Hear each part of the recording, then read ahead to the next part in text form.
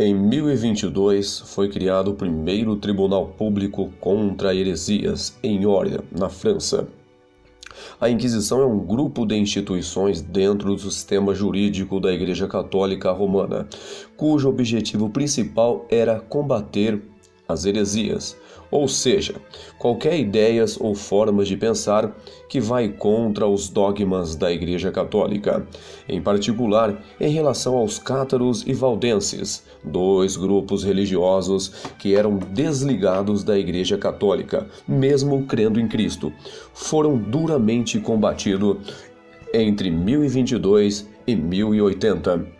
A partir da década de 1250, os inquisidores eram geralmente escolhidos entre os membros da ordem dominicana para substituir a prática anterior de utilizar o clero local como juízes.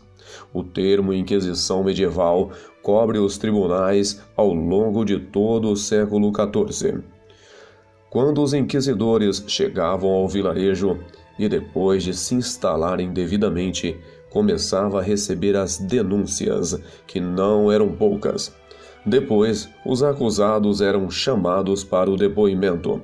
A partir daí, o martírio tinha início.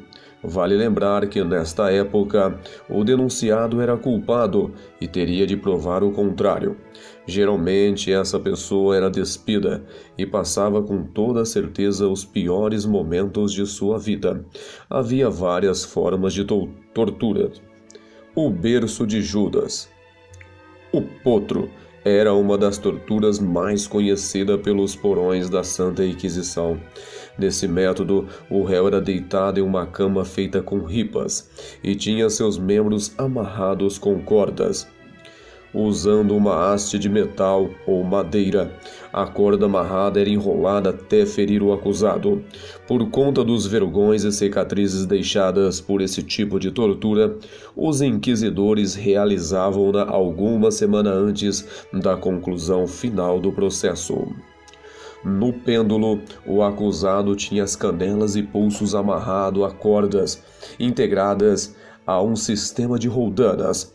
Depois disso, seu corpo era suspenso até certa altura, solto e bruscamente segurado.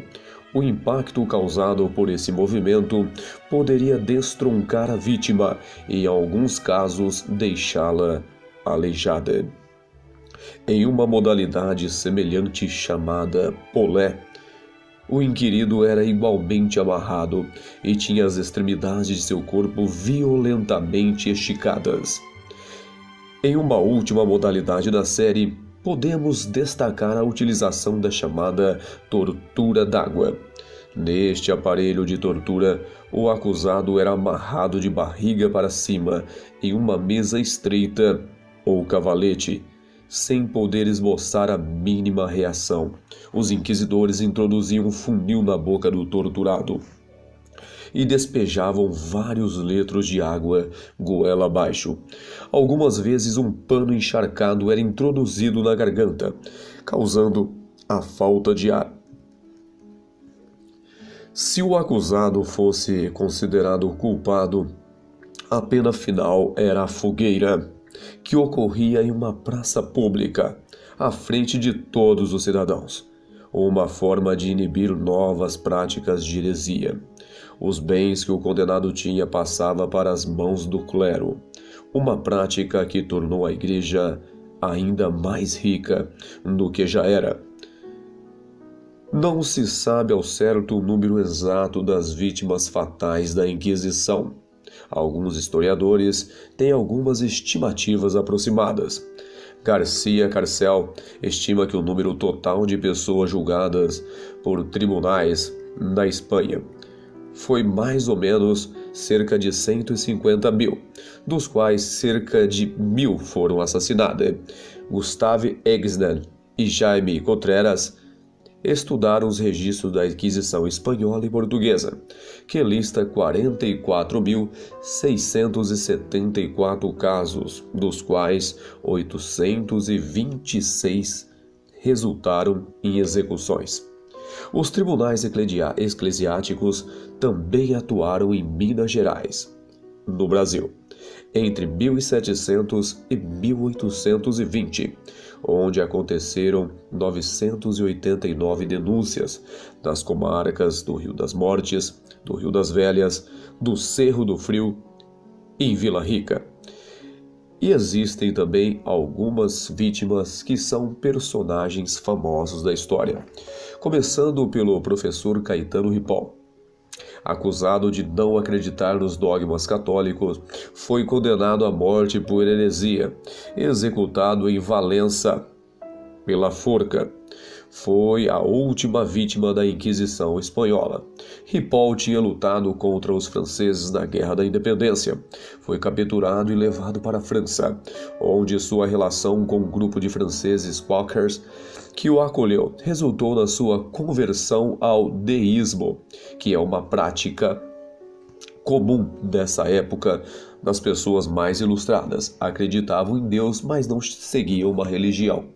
Voltando à Espanha, foi denunciado por não levar os seus alunos à missa e por substituir a expressão Ave Maria por Louvado seja Deus em orações na escola. Em 1824 ele foi preso e julgado, e depois de esperar por 2 anos foi condenado à forca. Temos também a famosa Joana d'Arc, a guerreira francesa. Foi acusada de praticar feitiçaria em função de suas visões. A condenada foi presa e queimada viva em 1431. Outro personagem também muito famoso é Galileu Galilei. Esse defendia publicamente a teoria postulada por Nicolau Copérnico de que o Sol, e não a Terra, era o centro do nosso sistema solar. Em 1616, a Igreja Católica, que sustentava a visão oposta, ou seja, que o centro do universo era a Terra, proibiu que Galileu divulgasse e ensinasse suas ideias. E em 1632, numa atitude desafiadora, ele publicou o seu diálogo sobre os 2 maiores sistemas do universo, o que atraiu a ira da Igreja. Colocado num tipo de prisão domiciliar, Galileu viveu o resto de sua vida em uma vila perto de Florença, investigando os céus. E esse foi um resumo da Inquisição Católica. Não esqueça de deixar o seu gostei e também, se quiser, algumas dicas para os próximos vídeos. Até logo!